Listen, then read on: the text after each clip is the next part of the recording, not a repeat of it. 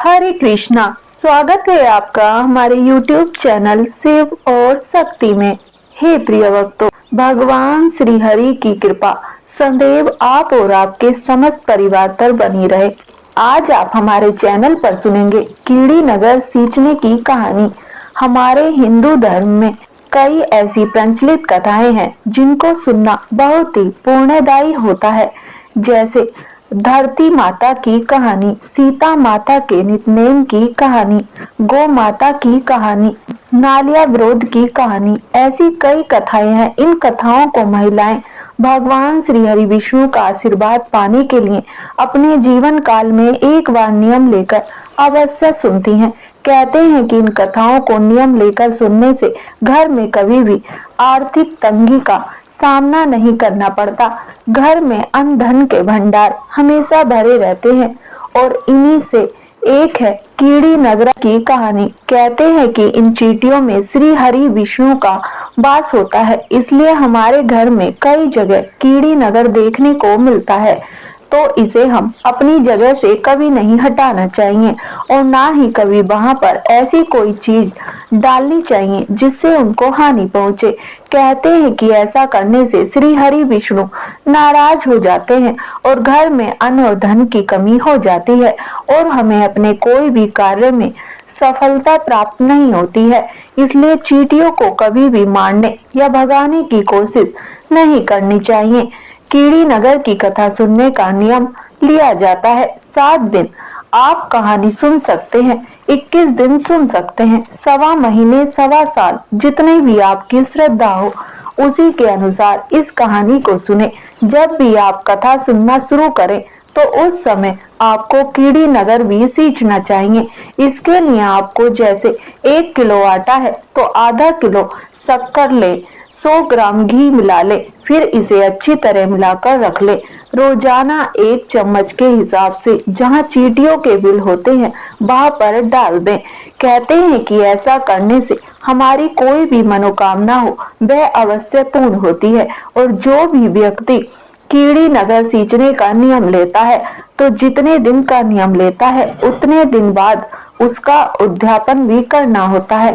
तो अब सुनते हैं कीड़ी नगर की पौराणिक कथा।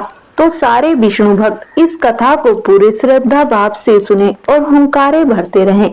कमेंट बॉक्स में श्री हरि विष्णु भगवान की जय हो लिखकर इस कथा को लाइक करें और ज्यादा से ज्यादा शेयर करें।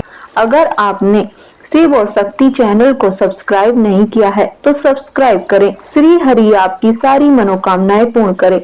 बोलो लक्ष्मीपति नारायण की जय। पुराने समय की बात है। एक गांव में एक बूढ़ी माई रहती थी। उस बुढ़िया के 2 बेटे 2 बहुएं थी। छोटे छोटे पोते पोती भी थे। वह बुढ़िया भगवान श्री हरि विष्णु की परम भक्त थी। वह हमेशा पुण्य के कार्य करती, दान धर्म भी करती थी, लेकिन वह कभी भी मंदिर और सत्संग में नहीं जाती, ना ही वह तीर्थ स्थानों पर जाया करती थी। गांव में विष्णु जी का मंदिर था। उस पर हमेशा गुरुवार, एकादशी, पूर्णिमा के दिन कीर्तन होते थे। तो वह बुढ़िया कभी भी भजन कीर्तन सुनने के लिए भी वहां नहीं जाती थी। हमेशा घर के कामों में लगी रहती और मन ही मन विष्णु जी का स्मरण करती रहती। एक समय की बात है कि उस गांव में विष्णु जी के मंदिर पर भागवत कथा हो रही थी। तो बुढ़िया माई के बड़े बेटे ने कहा कि माँ की आप कहती हो कि मैं विष्णु जी की भक्त हूँ, पर सारा दिन घर के कामों में लगी रहती हो।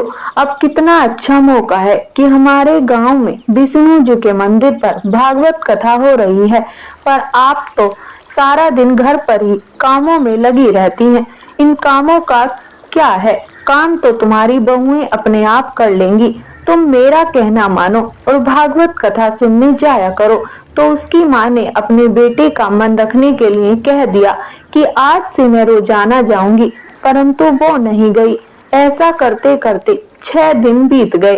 तो बुढ़िया के बेटे ने कहा कि माँ, तुम मेरा कहना तो नहीं मानती, लेकिन मैं फिर से कह रहा हूँ, आपको जो कार्य करना है वह मुझे बताओ, मैं करूँगा। लेकिन आज भागवत कथा का अंतिम दिन है। आज तो कथा सुनकर आओ। गांव की सारी महिलाएं कथा सुनने के लिए जाती हैं। अड़ोस पड़ोस की काकी ताई सब मुझसे पूछती हैं कि तुम्हारी माँ मंदिर नहीं आती। अब उन्हें मैं क्या कहूँ कि मेरी माँ का मन नहीं है या घर पर बाकी बहुएं काम नहीं करती। आज तो आपको जाना ही पड़ेगा। फिर अपने बेटे का मन रखने के लिए कह दिया कि हाँ मैं अभी चली जाऊंगी। लेकिन बुढ़िया माई तो घर के कामों में लग गई और काम करते करते जाने में इतनी देरी कर दी कि भागवत कथा समाप्त हो गई।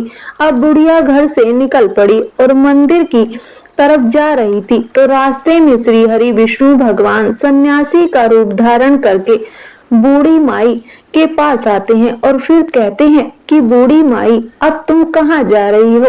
तो बुढ़िया कहती है कि साधु महाराज मैं तो भागवत कथा सुनने जा रही हूँ। तब सन्यासी का रूप धारी विष्णु भगवान ने कहा कि बूढ़ी माई अब इतनी देरी से क्यों जा रही हो।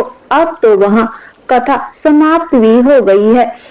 अब वहां जाकर क्या करोगी। तो बुढ़िया माई ने कहा कि साधु बाबा मेरा तो कोई मन नहीं है मंदिर जाने का। मेरा तो मन घर के कामों में लगा रहता है। पर मेरे बड़े बेटे की जिद है कि आज तो मुझे कथा सुनने के लिए जाना ही होगा। तो अब उसके कहने पर घर से निकल ही पड़ी हूँ तो मंदिर तो जाऊंगी। तो साधु बाबा कहने लगे कि बूढ़ी माई मंदिर तो बंद हो गया है। अब तुम वहां जाकर क्या करोगी, क्या लेकर आओगी। सारे भक्त लोग अपने अपने घर चले गए हैं। प्रसाद बढ़ चुका है। अब वहां पर कुछ भी नहीं है। तो बुढ़िया माई कहने लगी कोई बात नहीं, मैं वहां से एक ईंट ही उठा लाऊंगी और सोचूंगी कि भगवान का आशीर्वाद है।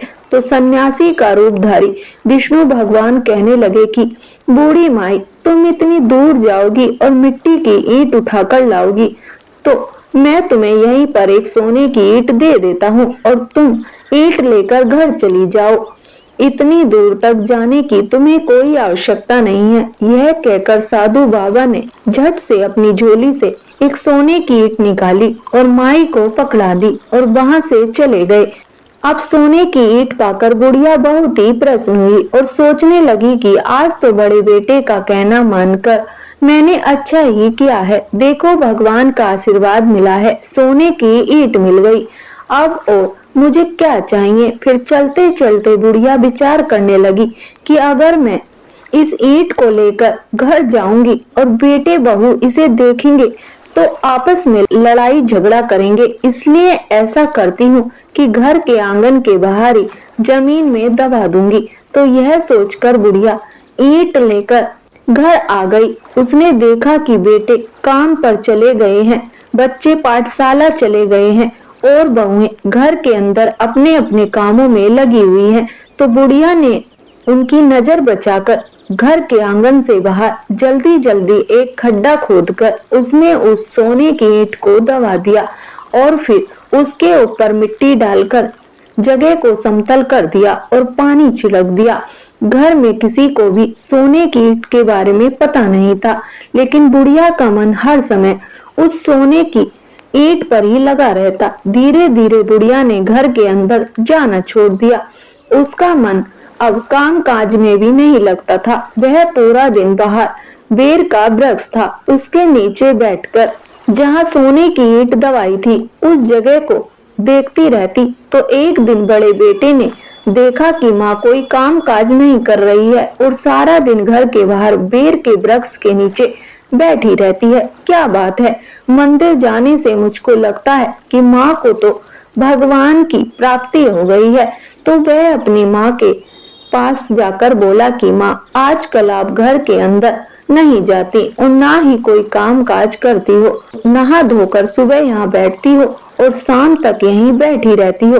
एक दिन भागवत कथा सुनने का इतना असर हुआ है, अगर मेरी बात मानकर तुम सातों दिन भागवत कथा सुनती तो ना जाने तुम्हें कितने ही ज्ञान की प्राप्ति होती।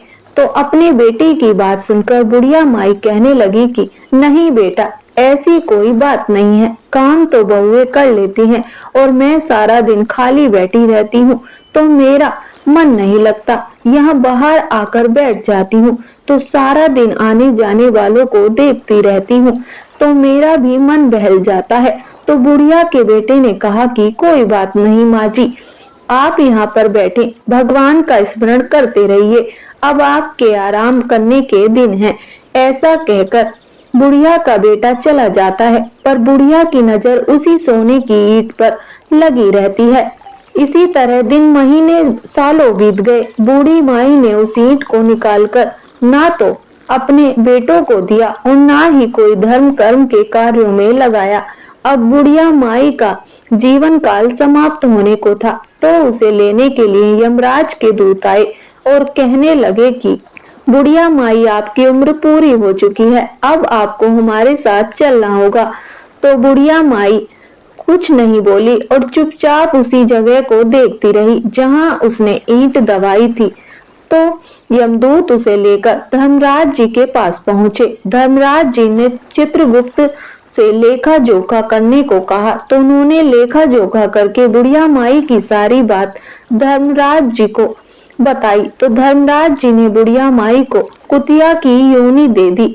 अब कुतिया बनी बुढ़िया उसी गांव में आ गई और उसी बेरी के वृक्ष के नीचे बैठी उसी जगह को देखती रहती और रात दिन वहीं पर बैठी रहती। तो एक दिन बुढ़िया माई की बहू ने बुढ़िया के बेटे से कहा कि एक कुतिया आई है और वह बेरी के वृक्ष के नीचे बैठी रहती है और टकटकी लगाए आंगन के द्वार की ओर देखती रहती है। मैंने उसे रोटियां भी डाल दी, रोटी खाने के बाद भी वह जाती नहीं। वह इस तरह से देखती है तो मुझे तो डर लगता है कि कहीं यह बच्चों को ना काट खाए।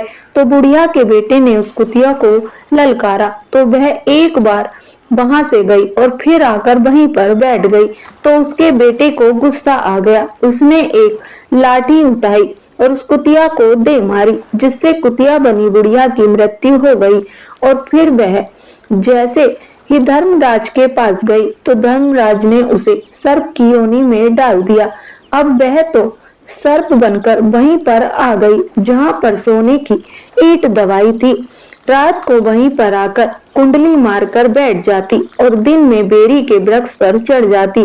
तो एक दिन बहू ने देखा कि एक सर्प है जो बेरी के पेड़ पर रहता है और रात को आकर आंगन के द्वार के आगे कुंडली मारकर बैठ जाता है। तो वह तो बुरी तरह से डर गई। उसने अपने पति से कहा कि क्या आपने देखा है, मैं तो एक सड़क को 2-3 दिन से देख रही हूँ कि अपने घर के आंगन के द्वार के बाहर कुंडली मारे बैठा रहता है और सुबह बेरी के वृक्ष पर चढ़कर बैठ जाता है। मुझे तो बहुत डर लग रहा है, कहीं यह किसी को डस ना ले। तो बुढ़िया के बेटे ने शाम को देखा कि एक सर्प बेरी के वृक्ष से उतरकर नीचे आ रहा है और फिर आंगन के द्वार के आगे कुंडली मारकर बैठ गया। तो उसे देखते ही वह झट से खड़ा हुआ और लाठी लाकर उस सर्प को मार दिया। अब उसे क्या पता कि कुतिया और सर्प की योनि में उसकी माँ आ रही है। तो सर्प की योनि से मुक्ति पाकर बुढ़िया धर्मराज जी के पास पहुंची। तो धर्मराज जी ने बुढ़िया माई को कीड़ी का रूप दे दिया। तो बुढ़िया माई ने अपने घर के आंगन में कीड़ी नगर बना लिया। अब आंगन में इतना कीड़ी नगर फैल गया कि उसके बेटे बहू पोते पोती सारे परेशान हो गए। कीड़ियों के इस तरह से फैल जाने से ना तो वह चल सकते थे, ना भोजन बना सकते थे, ना कहीं पर बैठ सकते थे। हर जगह कीड़ियां ही कीड़ियां थी। तो सारे लोग परेशान थे। एक दिन भगवान श्री हरि विष्णु सन्यासी का रूप धारण करके उनके घर आते हैं और आवाज लगाते हैं कि बेटा भिक्षा दो, भूख लगी है, भोजन भी दो। तभी उसके बेटे बहू आवाज लगाते हैं कि महाराज क्या करें, आज कितने दिन हो गए हैं कि हमारे घर पर खाने को कुछ नहीं बनता है। तो साधु बाबा कहते हैं कि तुम भले चंगे दिखाई देते हो, ऐसी क्या बात है कि तुम्हारे घर में अन्न नहीं पक रहा है। तो बुढ़िया का बेटा कहता है कि महाराज आप ही आकर देख लो हमारे आंगन में किस तरह से कीड़ी नगर फैला हुआ है। अगर आपके पास कोई उपाय है तो हमें बतलाइए। हम जरूर करेंगे। तो सन्यासी का रूपधारी विष्णु भगवान वहां पर बैठ जाते हैं और कुछ देर ध्यान लगाकर उसके दोनों बेटों को बुलाते हैं। फिर उसी जगह को खोदने के लिए कहते हैं जहां पर बुढ़िया ने ईंट दबाई थी। तो सन्यासी बाबा के कहे अनुसार दोनों भाई उस जगह को खोदने लगते हैं। तो वहां पर सोने की ईंट निकलने लगती हैं। एक के बाद एक 28 सोने की ईंट निकली। तो यह देखकर दोनों बेटे बड़े ही हैरान हुए और खुश भी हुए। और सन्यासी बाबा ने कहा कि बाबा देखो, हमारे यहाँ तो सोने की ईंट निकल रही हैं। तो उन ईंटों को देखकर साधु बाबा ने कहा कि बेटा, इन ईंटों से तुम अपनी माँ के नाम से दान पुण्य करना, धर्मशाला बनवाना, स्कूल बनवाना, प्याऊ लगवाना और गौशाला में गौ के लिए चारे हरे की व्यवस्था करना। अगर तुम इतना करोगे तो कीड़ी नगर तुम्हारे घर से अपने आप ही चला जाएगा और तुम दोनों भाई दिन दुगनी रात चौगुनी तरक्की करोगे। ऐसा कहकर सन्यासी का रूपधारी विष्णु भगवान वहां से चले गए। लेकिन साधु बाबा के जाते ही दोनों भाई आपस में लड़ने लगे। ईंटों को आधा आधा बांट लिया और कहने लगे कि दान तू कर, मैं क्यों करूं, दान तू कर। तो दोनों भाइयों में से किसी ने भी बुढ़िया माई के नाम से दान पुण्य नहीं किया। तो कीड़ी नगर वहीं पर बना रहा। इतना धन हो जाने के बाद भी उनकी परेशानियां कम नहीं हुई। ना वह ढंग से भोजन बना पाते थे, ना ही ढंग से खा पाते थे और यहाँ तक कि वह चैन से सो भी नहीं पाते थे। अगर वह सोते तो सारी चारपाई पर चींटियां चढ़ जाती। तो परेशान होकर उठकर बैठ जाते। फिर भी उन्होंने उस सोने से कोई भी दान पुण्य का कार्य नहीं किया, परेशान होते रहे। 1 महीने बाद में साधु बाबा फिर से आए और आवाज लगाई कि बेटा, भिक्षा दो, भूख लगी है, भोजन भी दो। तो बुढ़िया के बेटे कहने लगे कि साधु बाबा, हमारी तो हालत वैसी की वैसी ही है। आप तो कह रहे थे कि कीड़ी नगर चला जाएगा, पर कीड़ी नगर तो वैसे का वैसा ही है, कहीं नहीं गया। हम तो बहुत ही परेशान हैं। तो साधु बाबा ने कहा कि वो सोने की ईंट कहाँ है। तो दोनों भाई कहने लगे कि हमने तो आधी आधी बांट कर रख ली है। तो साधु बाबा कहने लगे कि बेटा, धन को दबाने से कुछ नहीं होता। अगर हमारे पास अधिक धन है तो हमें उसे पुण्य के कार्यों में लगाना चाहिए। तुम्हें तो बैठे बैठाए इतना धन मिला है, फिर भी तुम धर्म के कार्यों में खर्च नहीं कर रहे हो। मनुष्य को हमेशा अपनी मेहनत से कमाई हुई कमाई का भी 5वां हिस्सा दान पुण्य के कार्यों में लगाना चाहिए। इससे हमारे धन में बरकत बनी रहती है। अब तुम दोनों भाई जैसा मैं कहता हूँ वैसा ही करो, क्योंकि इस सोने पर तुम्हारा कोई अधिकार नहीं है। यह कहकर साधु बाबा ने बताया कि यह सोने की ईंट तुम्हारी माँ लेकर आई थी और उन्होंने ही यहाँ पर दबाई थी। अगर वह उसी समय दान पुण्य करती तो तुम्हारी यह हालत ना होती और ना ही वह इस तरह 3-3 योनियों में भटक कर परेशान होती। यह कहकर साधु बाबा ने बुढ़िया माई की सारी कहानी उसके बेटों को बस सुनाई और फिर कहा कि बेटा, तुम इस सोने को बेच दो और इससे जितना भी धन मिले तुम्हारी माँ के नाम से दान पुण्य करो, क्योंकि तुम्हारी माँ की आज भी मुक्ति नहीं हुई है। वह कीड़ी नगरी के रूप में तुम्हारे घर में निवास कर रही है। इससे वह भी परेशान है और तुम भी परेशान हो। आज से तुम आटे में चीनी और घी मिलाकर कीड़ी नगर के ऊपर डालना शुरू कर दो। फिर यह कीड़ी नगरा अपने आप तुम्हारे घर से चला जाएगा और तुम्हारी माँ को मोक्ष की प्राप्ति होगी और तुम्हारे घर में भी धन धान्य की कोई कमी नहीं रहेगी। जो भी व्यक्ति सुबह के नगरा सींचता है वह सदैव धनवान, पुत्रवान, संपन्न और सुखी रहता है। वह अपना सारा जीवन सुख पूर्वक शांति से व्यतीत करता है। उसके घर में कभी भी कोई कष्ट नहीं आता है। उसका जीवन सदा सर्वदा आनंद से व्यतीत होता है। जो व्यक्ति कीड़ी नगरा सींचता है उसके परिवारजन उसे बहुत ही अधिक स्नेह देते हैं। कीड़ी नगरा प्रतिदिन सींचने से और कीड़ी नगरा की इस कहानी को सुनने से मनुष्य का मन दान पुण्य और धर्म के कार्यों में लग जाता है, जिससे उसका जीवन उत्तम हो जाता है। तो साधु बाबा की बात सुनकर दोनों भाई हाथ जोड़कर कहने लगे कि बाबा हमसे बहुत बड़ी गलती हो गई। आज आपने हमारी आंखें खोल दी। हम आज ही इस सोने को बेचकर इससे मिले हुए धन को धर्म के कार्यों में लगाएंगे और जैसा आपने कहा है हम दोनों भाई प्रतिदिन कीड़ी नगरा सींचेंगे। तो साधु बाबा उन्हें आशीर्वाद देते हुए चले गए और दोनों भाई सोने की ईंटों को लेकर बाजार गए। उससे जितना भी धन प्राप्त हुआ उससे कुएं, बावड़ी, मंदिर, धर्मशाला आदि बनवाए और गांव की निर्धन कुंवारी कन्याओं का विवाह भी करवाया, जिससे उन्हें सब लोगों की दुआएं मिली और उनका घर दिन दुगनी रात चौगनी तरक्की करने लगा और दोनों भाई सब तरह से सुखी और संपन्न हो गए। और सोने को दान पुण्य के कामों में लगाने से उनकी माँ को भी मोक्ष मिल गई। वह भी अपने पुत्रों को आशीर्वाद देती हुई स्वर्ग लोक को चली गई। कहते हैं कि तभी से कीड़ी नगरा सींचने और कथा सुनने की परंपरा चल पड़ी।